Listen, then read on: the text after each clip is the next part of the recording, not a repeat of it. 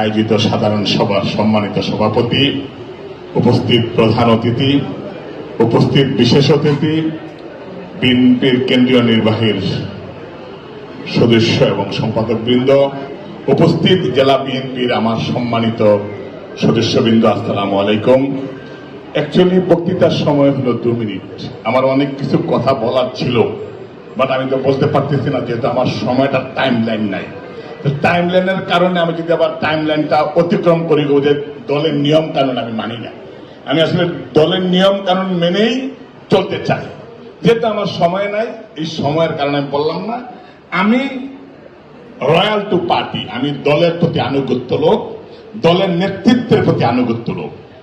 দল যাকে যখন নমিনেট করবে, আমি সহ আমার কোচ উপজেলা বিএনপি অঙ্গ সহযোগী সংগঠন তার জন্য কাজ করে বিএনপিকে জয়যুক্ত করবো ইনশাল্লাহ।